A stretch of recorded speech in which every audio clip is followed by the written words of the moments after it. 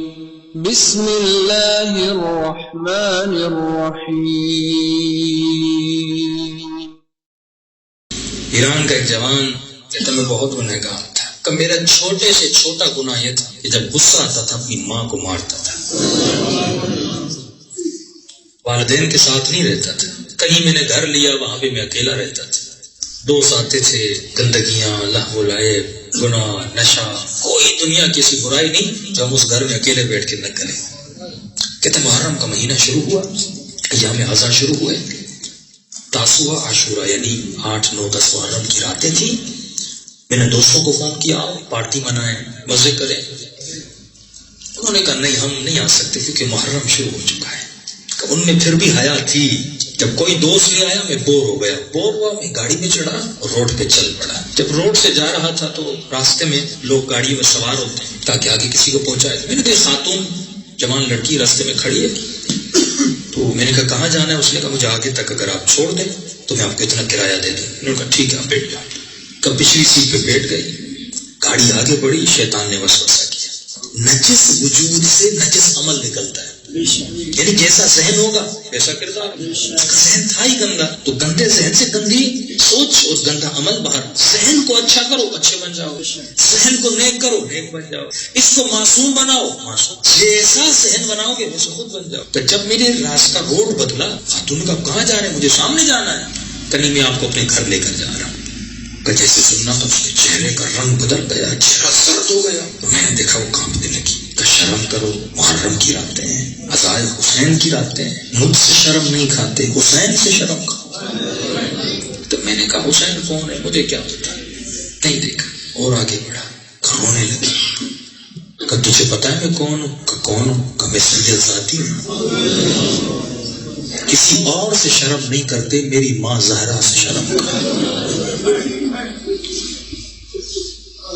پتا نہیں جب بی بی کا نام لیا مجھے پتا نہیں کیا ہوا، تھوڑی حیا آئی، تھوڑا شرم آیا۔ کہتی مجھے نہیں پتا تو کتنا بدکار ہے، مجھے نہیں پتا تو کتنا فاسق ہے، لیکن اگر تو آج میری ماں کی لاج رکھ لے میں دعا کروں گی کہ اماں زہرا تیری لاج رکھے۔ کہتے پتا نہیں دل میں کیا آیا، اس کا نام رضا تھا۔ کہتے میں نے کہا رضا تو نے پوری زندگی گناہ کیے ہیں، یہ مذہبی لوگ، دیندار لوگ کہتے ہیں کہ علی مدد کرتے ہیں، پتہ نہیں سیدہ یہ کرتی ہیں۔ میں نے کہا آج کنٹرول کرتا ہوں، گناہ نہیں کرتا، دیکھتا ہوں ہوتا کیا ہے۔ میں نے کہا اچھا کہاں جانا ہے؟ کہا میں مجلس پہ جا رہی تھی، مجھے امام بارگاہ اتار دو۔ کہتے میں نے گاڑی کو موڑا، اسے امام بارگاہ اتارا۔ سوچ رہا تھا میں رکا کیوں، کہیں نہ کہیں تو ماں کے دودھ کا اثر ہوگا نا۔ کوئی نہ کوئی ایسی چیز ہوتی ہے جو انسان کو ایک مین پوائنٹ سے بدل کے رکھ دیتا ہے۔ یہ جو واپسی کا راستہ ہے، بس پلٹنے کی ضرورت ہے، پھر اسپیڈ اتنی ہوتی ہے وہ تجھے ہور بنا کے چھوڑتے ہیں۔ اوپر جانا مشکل ہے لیکن اترائی بہت آسان ہے، بہت آسان ہے، اور جلدی سے تو نیچے آ جا۔ کہتا ہے گھر گیا، اتنے دنوں کے بعد پہلی مرتبہ اپنے ماں باپ کے گھر گیا۔ جیسے گھر گیا، گھر میں کوئی نہیں تھا، سب گئے ہوئے تھے مجلس پہ، 8ویں نمی کی رات تھی۔ گھر گیا، میں نے جاتے ہی ٹی وی آن کیا، بڑا سا ٹی وی تھا۔ جیسے میں نے ٹی وی آن کیا تو ٹی وی پر لائیو کوریج چل رہی تھی بین الحرمین کی، آقا حسین کے حرم کی، روزہ دکھا بھی رہے تھے اور پیچھے سے ایک ذاکر مصائب پڑھ بھی رہا تھا۔ کہتا پہلی مرتبہ میں نے غور سے حسین کے روزے کو دیکھا، پتہ نہیں میرے دل میں ایسا تلاطم ہوا، تڑپ ہوئی کہ میں کربلا جاؤں، مل ہو رہا تھا۔ اتنے میں ایک اور تصویر آئی جس میں جنت البقیع کو دکھایا گیا، اور جب تصویریں چل رہی تھی تو اوپر سے کوئی ذاکر ٹوٹی ہوئی بصریوں کا مسائل بھی پڑھ رہا تھا۔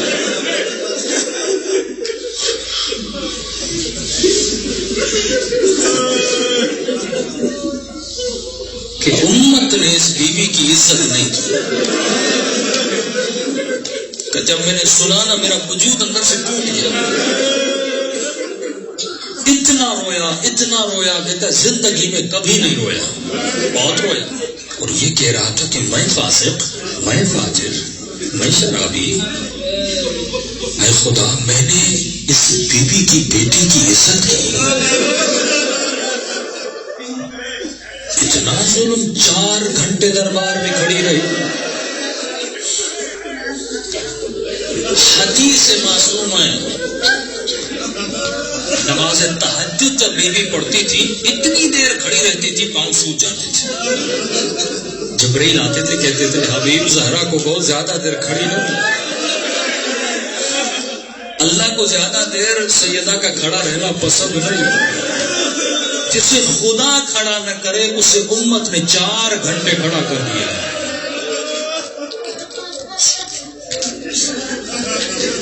کہتے بہت رویا, زندگی میں اتنا نہیں رویا تھا. جب رو رہا تھا ایسے لگ رہا تھا کثافتیں نجاستیں نکل رہی ہیں. اور جب رو رہا تھا تو یاد آ رہا تھا کبھی میں نے اپنی ماں کو مارا تھا, کبھی باپ کو مارا تھا, یہ گناہ کیا تھا. تو اتنا رویا خدایا یہ بھی بخش دے وہ بھی بخش دے, تو کریم ہے تو مجھے معاف کر دے. تو بہت رویا. کافی دیر گزر گئی, میرا وجود گویا بدل چکا تھا. کہا اتنے میں میری والدہ گھر آئی. اتنے عرصے کے بعد بیٹے کو گھر میں دیکھا. ماں نے جیسے مجھے دیکھا کر رو رو کے آنکھیں لال ہو چکی تھی, اور جیسے مجھے دیکھا رونے لگی. رو کر کہنے لگی میرے سینے سے لگ جا, تجھ سے مجھے حسین کی خوشبو آ رہی ہے.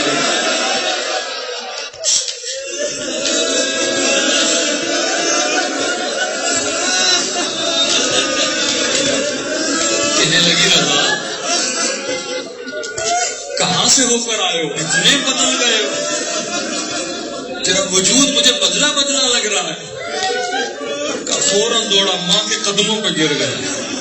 میں نے کہا ماں جتنی گستاخیاں کی آج اس کربلا والے کے صدقے میں مجھے بخش دے. باپ آیا, باپ سے معافی مانگی, بہت رویا. اگلا دن ہوا, میں نے کہا ماں مجھے حسین کی مجلس میں لے چلو.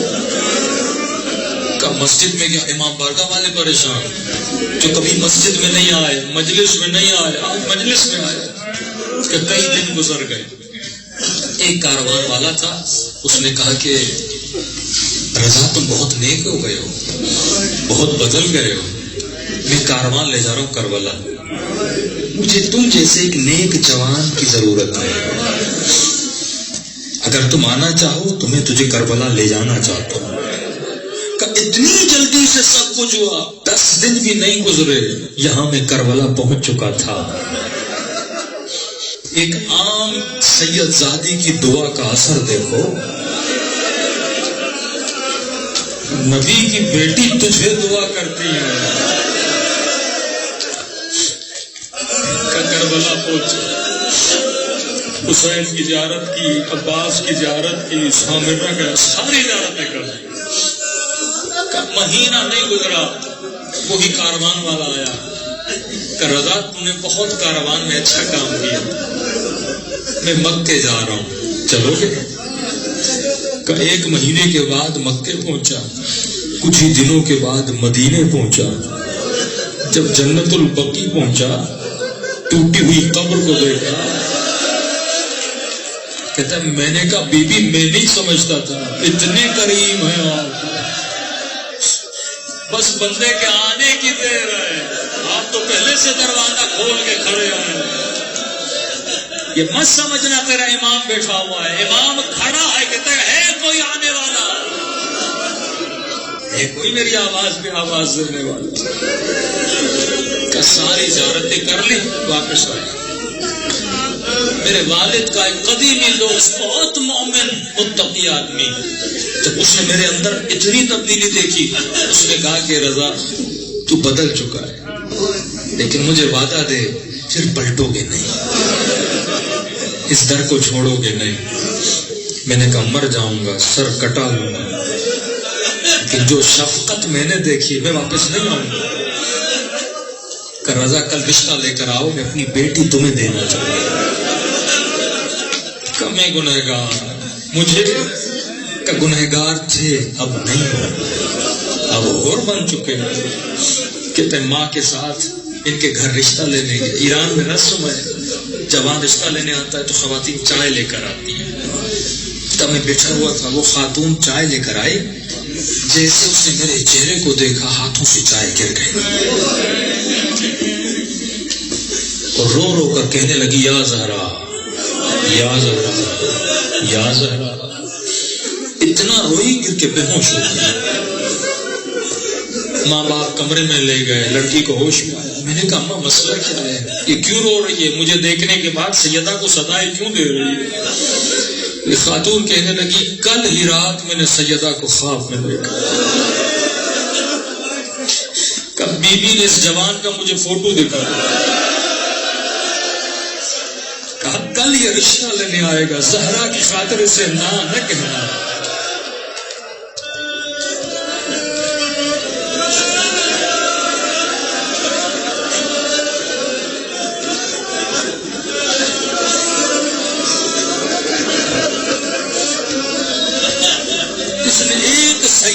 شادی کی عزت کا خیال رکھا تھا. ارے جو ایک سید زادی کی عزت کا خیال رکھے, زہرا کے دل میں کیا لاج ہے مجھے نہیں پتا. امت نے اس بیوی کو کتنا کھڑا